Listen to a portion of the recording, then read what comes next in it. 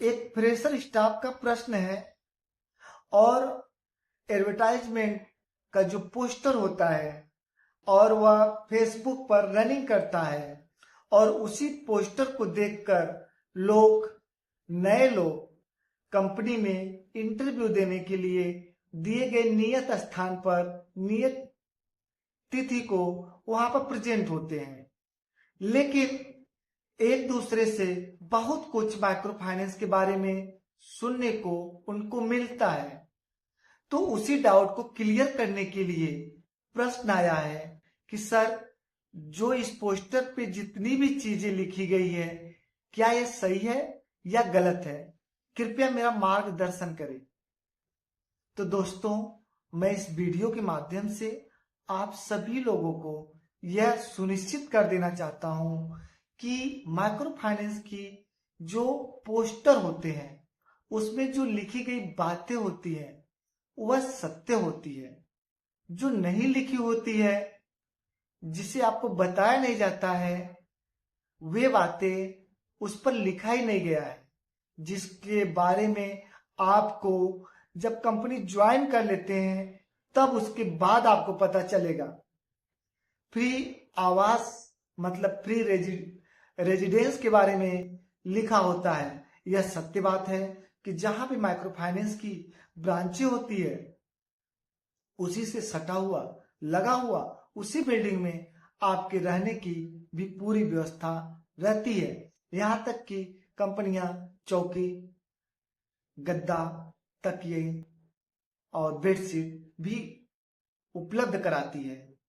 रही बात ESI card की, तो आपका मेडिकल इंश्योरेंस भी कंपनी उपलब्ध करवाती है। थर्ड पॉइंट पे आते हैं तो कंपनी में आप जब ज्वाइन कर लेते हैं तो आपका पेंशन भी कटने लगता है, जिसे प्रोवाइडेड फंड भी बोलते हैं।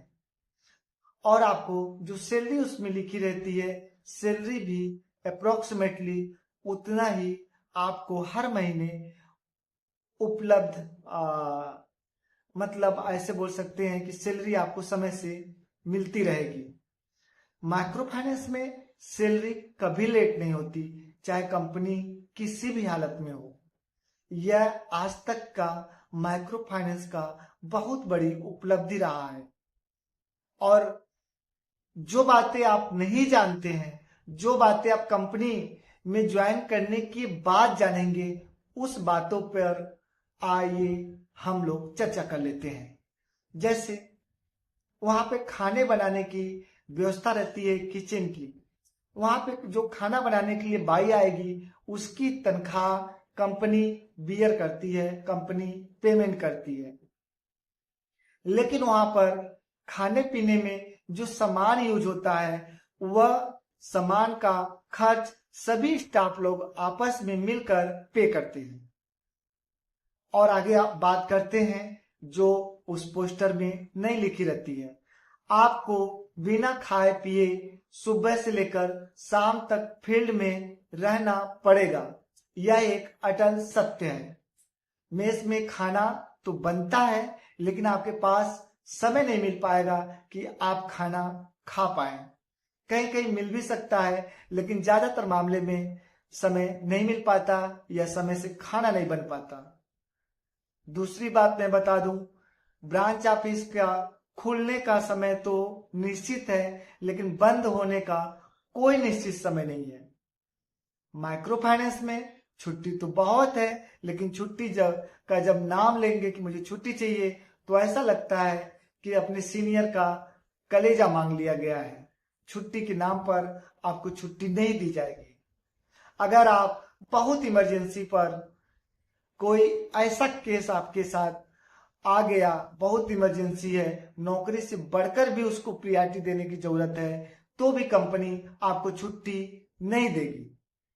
बहुत से मामलों में दे भी देती है, लेकिन ज्यादातर मामले में छुट्टी नहीं देती।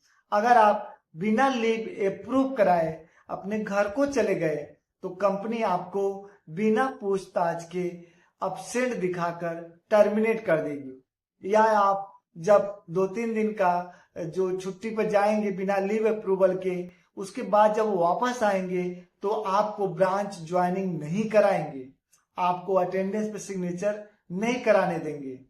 आपको बोल देंगे आप आरो जाओ, आप इनसे बात करो, उनसे बात करो। आप परेशान होकर घर चले जाओगे, कंपनी आपको टर्मिनेट कर देगा। कंपनी अब में अगर आप कभी भी काम करने के लिए इच्छुक होंगे किसी अदर माइक्रो फाइनेंस में, तो आपको कहीं भी नौकरी नहीं मिलेगा। माइक्रो फाइनेंस इस पावर का दुरुपयोग बहुत ज्यादा कर रही है। तो ये रही बातें जो माइक्रो फाइनेंस का न आपको बीएम बताएगा, न आरएम बताएगा, न एरिया मैनेजर बताएगा, न ही एचआर बताएगा। ये सब बातें आप कंपनी में आने के बाद सीखेंगे, उसके पहले आप इन सब बातों से अनभिज्ञ होंगे। इसीलिए माइक्रो फाइनेंस की कंपनी हमेशा फ्रेशर को प्रायोरिटी दे रही है। फ्रेशर लोगों को ही वैकेंसी में इनवाइट कर रही है, फ्रेशर लोगों को ही भर्ती कर रही है।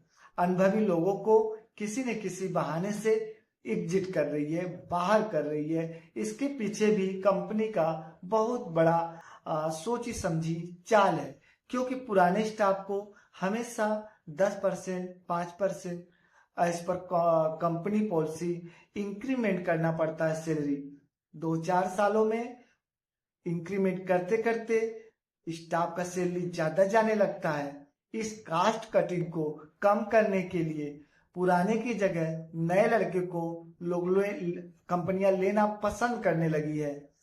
और इसलिए कि नए लड़के 2-4 साल तक पुराने होने से पहले तक मैं जो कहूंगा वो करेगा, लेकिन जैसे जैसे लड़के पुराने हो जाते हैं, अपने अधिकार को जानने लगते हैं, आवाज उठाने लगते हैं, तो उनकी आवाज ही बंद कर दी जाती है।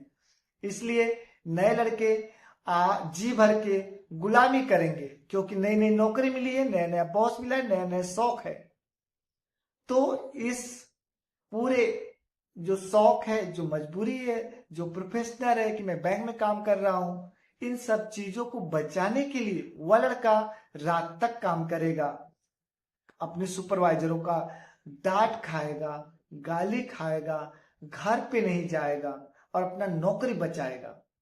लेकिन जब बहुत ज्यादा हद हो जाता है तो एक न एक दिन उन्हें बोलना पड़ता है। जिस दिन बोलने की हिम्मत उसमें आ गई, उसी दिन से माइक्रो फाइनेंस के सुपरवाइजर उन्हें बाहर निकालने के बारे में सोचना शुरू कर देते हैं।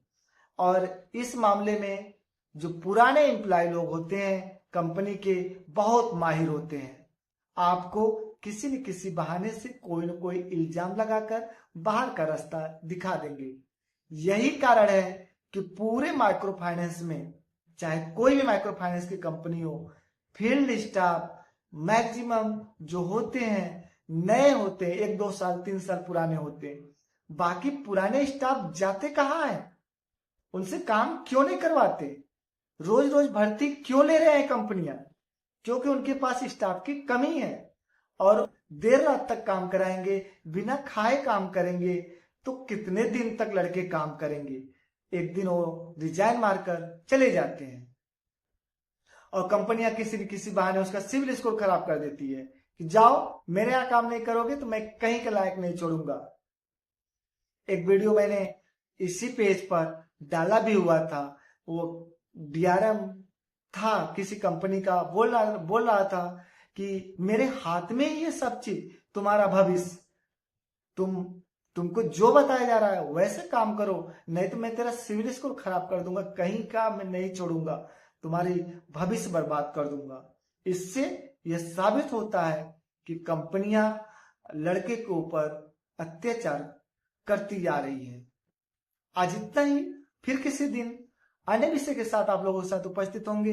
तब तक के लिए आप सभी दोस्तों को नमस्ते, प्रणाम। अगर पेज पे नए हैं तो पेज को जरूर फॉलो करें।